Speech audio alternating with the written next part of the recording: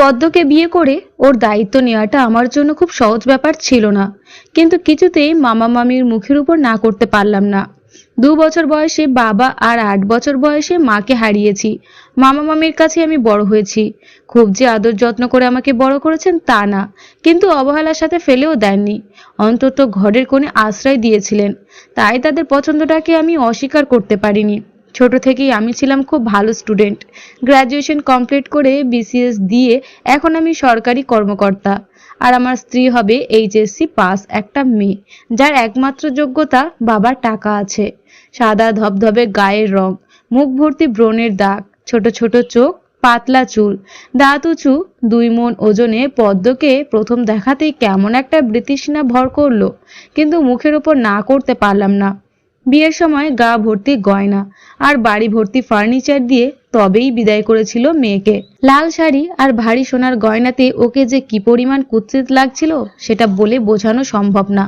বিয়েতে আমি আমার বন্ধু বান্ধব কিংবা কলিগ কাউকেই ডাকিনি। আমি চাইনি আমাকে নিয়ে কেউ হাসাহাসি করুক। সারা রাত ড্রয়িং রুমে বসেছিলাম রাগে রাগে, গা কাঁপছিল, কিন্তু কিছুই করার ছিল না। কখন ঝিমুনির মতো এসেছিল টের পাইনি।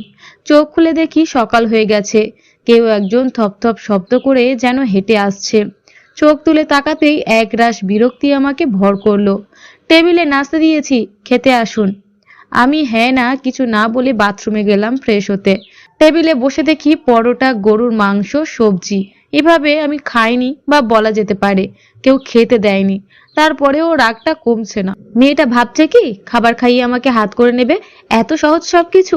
বাবার টাকা আছে বলেই ঝুলে পড়া যাবে যার তার গলায়? নাস্তা শেষ করে বের হয়ে গেলাম।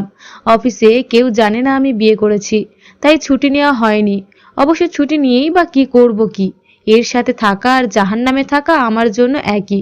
সকালবেলা আবার দেখলাম চোখ লাল টকটকে হয়ে আছে, মনে হয় রাতে কেঁদেছে। তাতে আমার ভারী কিছু আসলো গেল।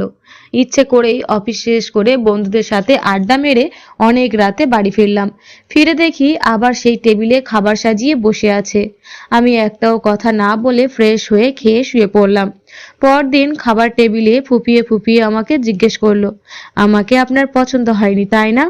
আমি ধোয়া ওঠা গরম চায়ের কাপে চুমুক দিতে দিতে মাথা নাড়লাম, যার অর্থ হ্যাঁ কিংবা না দুটোই হতে পারে। পদ্ম না ধরে নিল। তাহলে বিয়ে করলেন কেন? আগে কেন বললেন না? আমি চায়ের কাপটা ছুঁড়ে মারলাম। এর সাথে একটাও কথা বলতে আমার ভালো লাগে না। 2 দিনেই দেখি পাখা গজিয়ে গেছে, প্রশ্ন করা শিখে গেছে। ইচ্ছে করছে লাথি দিয়ে বের করে দিই। আমি ঠাস করে দরজাটা খুলে বের হয়ে এলাম।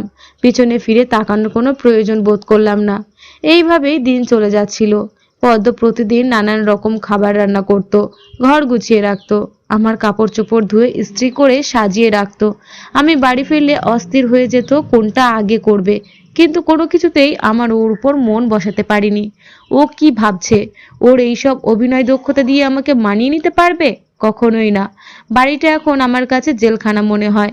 যত্ন আতি ছড়াছড়ি, তবুও জেলখানা। অবাক লাগে 1.5 বছর ধরে আমি এই জেলখানায় বন্দি। এমন এক জেলখানা যেখান থেকে যখন খুশি তখন বের হয়ে যাওয়া যায়, কিন্তু ফিরে আসতেই হয়। এই 1.5 বছরে মেয়েটা এমন কোনো কিছু বাদ রাখেনি যা আমাকে খুশি করতে পারে, কিন্তু যার চেহারার দিকে তাকালেই আমার বৃতৃষ্ণা লাগে, তার আদর যত্ন আমি উপভোগ করতে পারি না। উল্টে আমার প্রচন্ড রাগ হয়, চড়থাপ্পড় বসিয়ে দিই যখন তখন। একদিন তো চুলের মুঠি ধরে সিঁড়ির উপর থেকে নিচে ফেলে দিয়েছিলাম, কিন্তু নাছোড়বান্দা ফ্ল্যাটের দরজার সামনে এসে বসেছিল।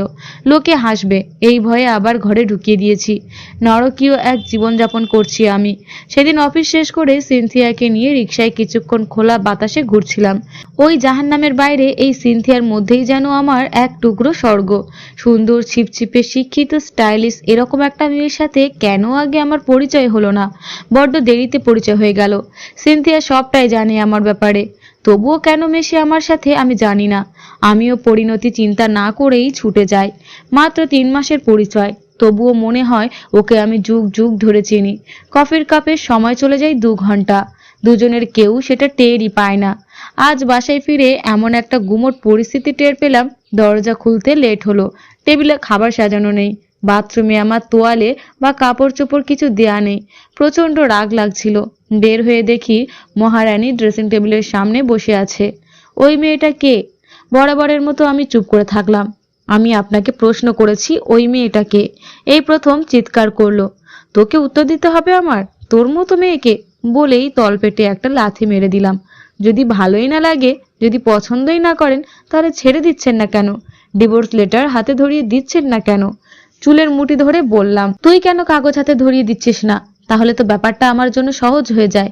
শোন, তোকে বিয়ে করেছি চাপে পড়ে, আর তোর বাপ যা কিছু দিয়েছে না, তার জন্যই এখনো তুই আমার ঘরে আছিস। আর ওই মেয়ের কথা জানতে চাইছিলি না? ও আমার গার্লফ্রেন্ড, আমার মুক্তি। এই বাড়ি আমার জন্য এখন জেলখানা। পদ্ম আরো কিছু বলতে যাচ্ছিল, কষিয়ে দুইটা থাপড় দিলাম। তারপর এলোপাথারি কিল ঘুষি লাথি মারতে লাগলাম। জানি না আমার উপর কি ভয় করছে। হারামজাদিটাকে খুন করে ফেলতে ইচ্ছে করছে। মেঝেতে রক্তাক্ত অবস্থায় পড়ে সে ছটপট করছে। মরে যাবে নাকি? হঠাৎ দরজায় নখ শুনতে পেলাম, সাথে কলিং বেলের তীব্র শব্দ। আমি দরজা খুলছি না, বুঝতে পারছি বাইরে থেকে দরজা ভাঙা হচ্ছে। আশেপাশে সব ফ্ল্যাট থেকে বোধহয় সবাই জড়ো হয়েছে। দরজার লক ভেঙে গেল। পুলিশ, সাথে প্রতিবেশীদের অনেকগুলো অবাক করা চোখ। আমি পদ্ম। বেশ কয়েকবার পাত্রপক্ষ আমাকে দেখেই না করে দিয়েছে। এবারের সম্বন্ধটা যখন এলো, আমি দেখলাম ছেলেও কিছু বলছে না। আমি ধরেই নিলাম আমার জীবন বদলাতে যাচ্ছে। হ্যাঁ, বদলে গিয়েছিল। আগের চেয়ে অন্যরকম একটা নরকে পড়েছিলাম আমি। আমার স্বামী আমার দিকে ফিরেও তাকায় না। আমি যত্ন আত্মীর কম করিনি। সারা দিন রান্নাবান্না থেকে শুরু করে যা কিছু দরকার সব কিছু নিজ হাতে করতাম, যেন কোনো ত্রুটি না থাকে। কিন্তু কিছুতেই মন পায়নি। সংসারের সমস্ত কাজ আমি একাই করতাম। বাজার করা থেকে শুরু করে ইলেকট্রিসিটি বিল, গ্যাস বিল, কোনো কিছুতেই তাকে আমি জড়াতাম না। আমি চাইতাম না মানুষটা আমার দিকে একটু ফিরে তাকাক, আমার মনের সৌন্দর্য, তার প্রতি আমার ভালোবাসাটা অনুভব করুক। কিন্তু কিছুই হয়নি। আমি তখনও হাল ছাড়িনি। কিন্তু যখন তার পরকীয়ার কথা জানতে পারলাম, আর সচক্ষে একবার দেখেও দেখলাম আর পারিনি। বাড়ি এসে অপেক্ষা করছিলাম। মানুষটা ফিরে এলো। মনে হয় কিছুটা অবাক হয়েছে। এই প্রথম ঘর দুয়ার অগোছালো দেখে। বাথরুমে ঢুকে যেতেই আমি পুলিশের ইমার্জেন্সি নাম্বারে ফোন দিয়ে বললাম, আমার স্বামী আমার উপর প্রচন্ড নির্যাতন করছে, আর সাথে বাড়ির ঠিকানা দিলাম। তারপর ইচ্ছা করেই ওর সাথে ঝগড়ার টপিকটা তুললাম। জানতাম মারধর করবে, এটা তো নিত্যদিনের ব্যাপার। আর আজ আমি মরে পর্যন্ত যেতে পারি, কারণ এতদিন চুপ থেকেই প্রচন্ড মার খেয়েছি। আর আজ তো তর্ক করব। আমি জানতাম পুলিশ কিছুক্ষণের মধ্যেই চলে আসবে। আল্লাহ চাইলে হয়তো আমি বেঁচে থাকবো, আর মরে গেলেই বা কি। কিন্তু ওর শাস্তি নিশ্চিত। আর তাই হয়েছে। বাড়িটাকে নাকি ওর জেলখানার মতো মনে হয়।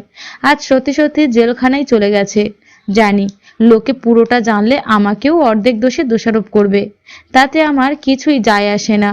অন্য সবাই যেভাবে না করে দিয়েছিল, সেও ঠিক মেরুদণ্ড সোজা করে না করে দিলেই পারত। বিয়ে নামক কারাগারে এনে আমার জীবন ধ্বংস করার কোনো অধিকার তার নেই, ছিল না কখনো।